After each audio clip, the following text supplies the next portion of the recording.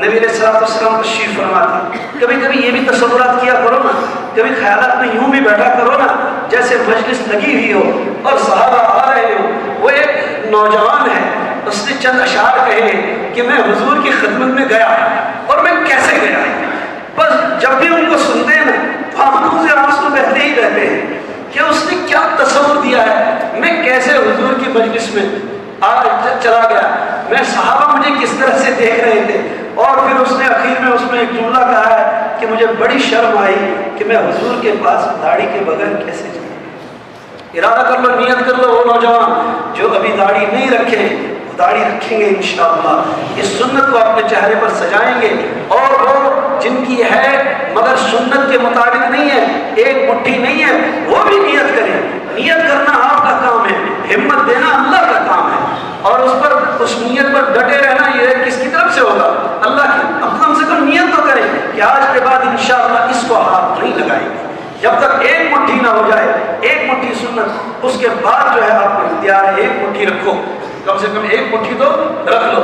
تو ارادہ کیا انشاءاللہ جن کی نہیں ہے وہ رکھیں گے، تھوڑی تھوڑی لیکن رکھنے کی کوشش کریں گے. جن کی ہے وہ ایک مٹھی سنت رکھیں گے. خیر، نبی علیہ السلام یہ نوجوان اس منظر کو بیان کر رہا ہے. بہرحال حضرت عبداللہ کا نام مبارک نکلا. نبی علیہ السلام تشریف فرما ہے، صحابہ بیٹھے ہیں. ایک شخص آیا اور اس نے سلام کیا. دیکھو سلام کیسے کرتے تھے، السلام علیک یا رسول اللہ. کوئی آتا تھا السلام علیک یا حبیب اللہ. ایک دن مدینہ منورہ میں تھے، بالکل صحن مبارک میں چل رہے تھے. ایک عرب نوجوان، عربوں میں اللہ نے عجیب عجیب خوبیاں رکھی ہیں. ایک عرب نوجوان 20-25 سال کا نوجوان رہا ہوگا، وہ اس کو چل رہا تھا اور چلتے چلتے اچانک اس نے چیخ ماری، یا رسول اللہ. ایسا لگ رہا تھا کہ اللہ کے محبوب سن رہے ہیں اس کی بات. اس انداز میں اسے پکارا. میرا ذہن گیا کہ آپ سسم کے زمانے میں کیسے رہا ہوگا. اس لیے سلام جب پڑھنی ہو پوری سلام پڑھا کرو. کہیں قرآن حکیم میں یا رسول نہیں ہے، یا رسول اللہ ہے، یا کتابوں میں قرآن میں ہے یا ایھا الرسول الف لام کے ساتھ ہے، یا اللہ کی صفت کے ساتھ ہے رسول اللہ. تو یا رسول اللہ، کوئی کہتا تھا یا حبیب اللہ. یہ شخص اندر آیا اور کہا یا ابن الذبیحین، یا ابن حضرت نے فرمایا وعلیکم السلام انا ابن الذبیحین. حضرت معاویہ سے شاگردوں نے پوچھا حضرت کیا مطلب تھا اس کا؟ کہا حضرت کا مطلب یہ تھا کہ میں دو ذبیحہ ہوں، یعنی ایک اللہ کے نام پر حضرت اسماعیل اور ایک اللہ کے نام پر میرے والد عبداللہ، یہ دونوں اللہ کے نام پر ذبح ہوئے، اس لیے یہ ذبیحین ہو گئے.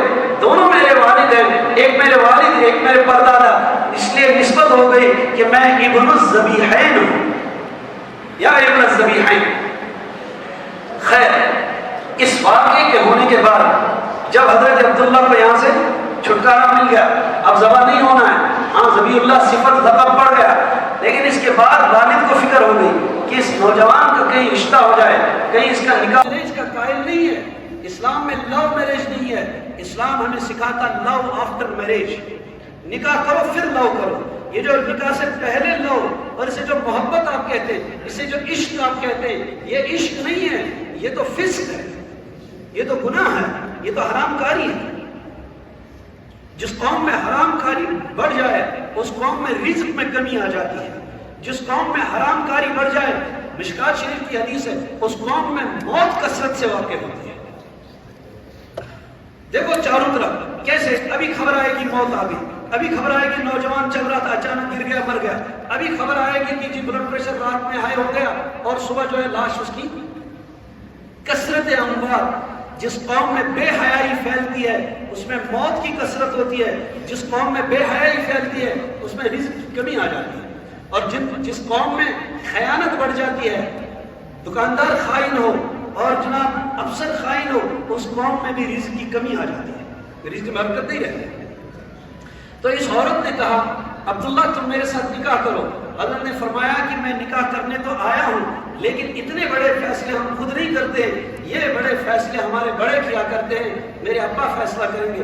اس نے فوراً دوسرا جملہ کہا عبداللہ نکاح نہیں کر سکتے ہو، 100 اونٹ دے دوں گی میرے ساتھ گناہ کرو. حضرت نے سر مبارک جھکا دیا اور چند اشعار پڑھے جن کا مفہوم یہ ہے کہ جس گناہ کی تم مجھے دعوت دیتی ہو اس سے بہتر یہ ہے کہ مجھے موت آ جائے. شریف آدمی کے لیے یہ گناہ مناسب. حضرت رسول اللہ صلی اللہ علیہ وسلم نے فرمایا ہمارا جو سلسلہ نسب ہے حضرت عبداللہ سے لے کر آدم علیہ السلام تک سلسلہ بہ سلسلہ ہمارا یہ نسب کا سلسلہ ہمیشہ نکاح کے ذریعے سے آگے بڑھا ہے. گناہ اس میں کہیں شامل نہیں.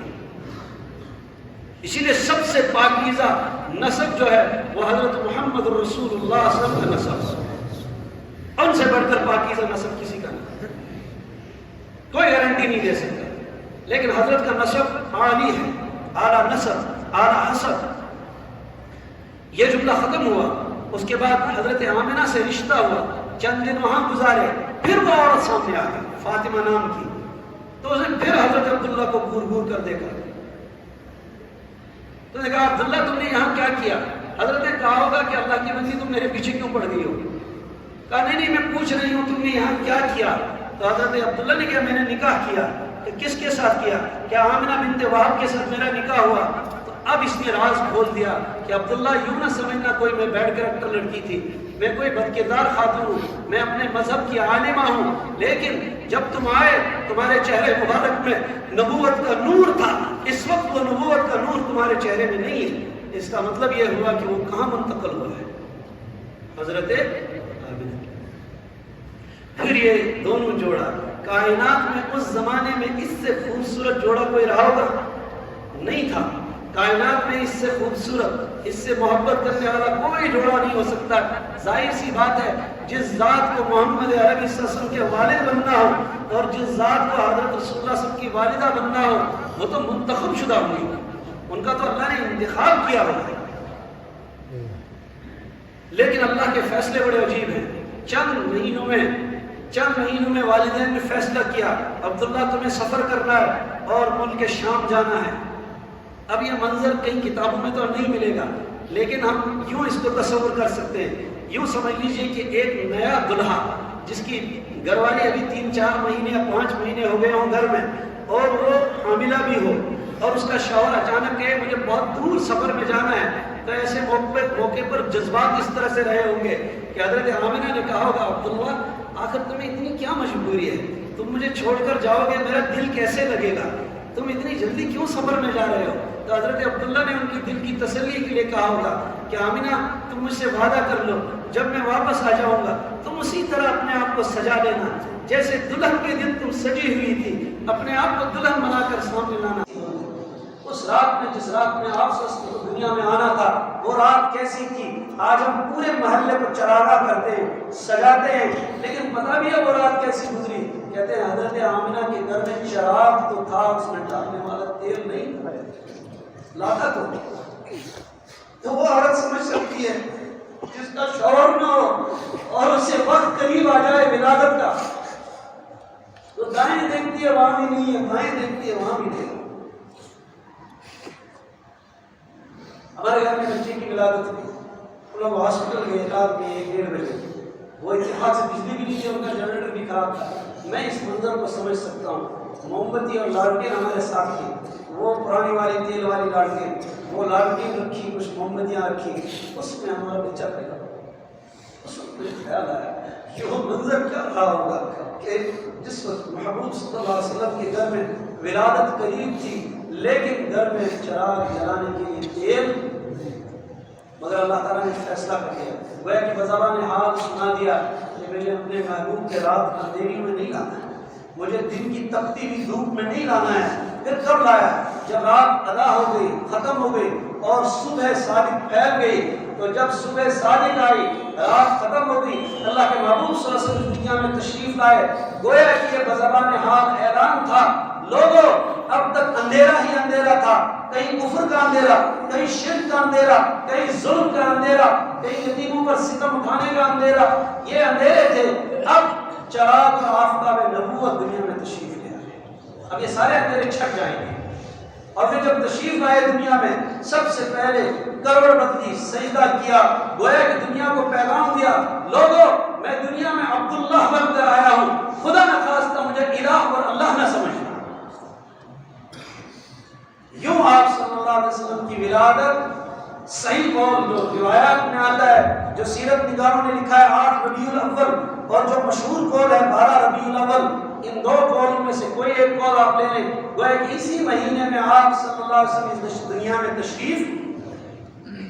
سیرت ایک ایسا موضوع ہے اور یہ تو اگر رات بھر بھی آپ کی بیٹھ جائے تو پورا، لیکن آپ سنیں گے کتنا میں سناؤں، کتنا وقت بھی ہو گیا، نماز کا وقت ہو گیا ہے. اس لیے میں صرف اتنا بتاتا ہوں کہ سیرت تو جتنی سنی لیکن اب کوشش کرو ہم سیرت کو پڑھیں گے اور پھر کوشش کرو سیرت کو اپنائیں گے. سیرت میں نے شروع میں کہا تھا سیرت منائی نہیں جاتی ہے، سیرت اپنائی جاتی ہے. ہم سیرت کے اپنانے والے بن جائیں، ہم چلیں تو لوگ کہیں یہ داغدار جا رہا ہے محمد عربی صلی اللہ علیہ وسلم. ہمیں زبان سے نہ کہنا پڑے میں عاشق ہوں، بلکہ عاشق اس کو کہتے ہیں جو چلتے ہوئے بھی کہتے ہیں نا مجنون نماز کو. مجنون کسی جگہ کھڑا تھا اور نمازی کے آگے سے گزر گیا، اس نے ران تان کیا، مارا پیٹا. کہنے لگا بھائی کیوں مار رہے ہو؟ کہا میں نماز پڑھ رہا تھا اور تم سامنے سے گزر گئے.